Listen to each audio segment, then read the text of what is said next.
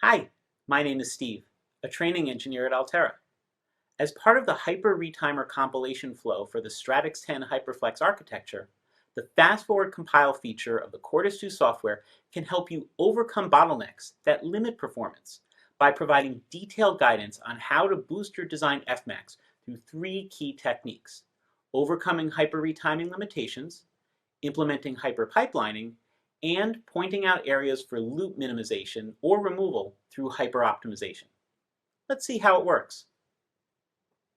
I've already opened the sample design shown here.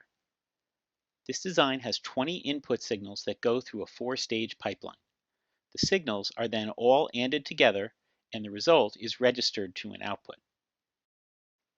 The design is already compiled with the Hyper Retimer and Fast Forward Compile features enabled. So I'll open the Fast Forward Details report in the Hyper Retimer folder.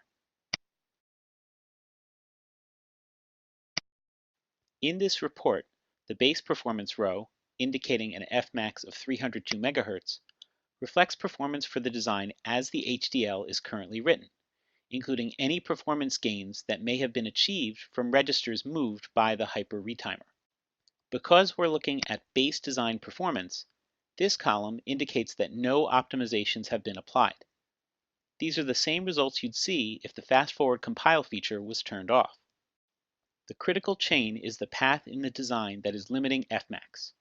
The Recommendations for Critical Chain tab indicates what would need to be done on that critical chain to improve performance.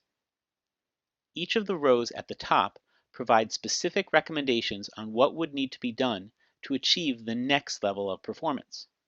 For example, the Base Performance Recommendations for Critical Chain tab indicates to reduce the number of or completely remove asynchronous clears to allow for further register retiming, since hyperregisters do not include control signals such as a clear. Now looking at the Fast Forward Optimizations Applied tab for Fast Forward step number 1 indicates that removing asynchronous clears on 61 registers will result in an Fmax of 803 MHz. The report goes on to provide additional recommendations to boost performance through hyperpipelining, that is, adding additional pipeline stages to the design. To achieve the maximum performance as determined by the tool, I would need to remove all asynchronous clears and add 9 pipeline stages.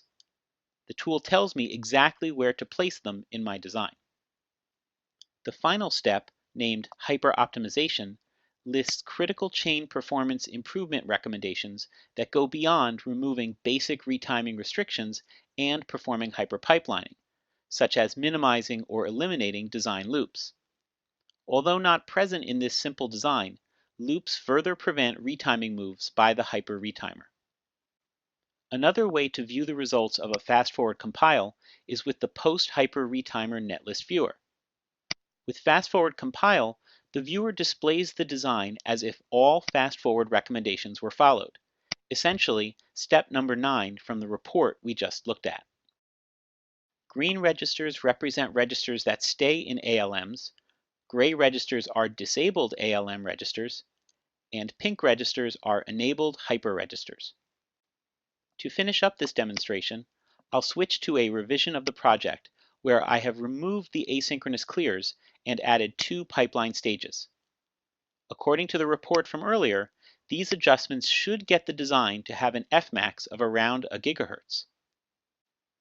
With these simple changes implemented, the design can now run at up to 978 MHz, more than 3 times the Fmax of the original design. I could continue applying the recommendations found in the Fast Forward Compile report to further improve performance.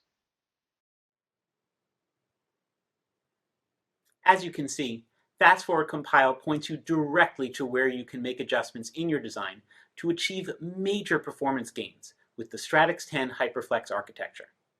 To learn more, visit the Altera Hyperflex Resource Center at www.altera.com/hyperflex.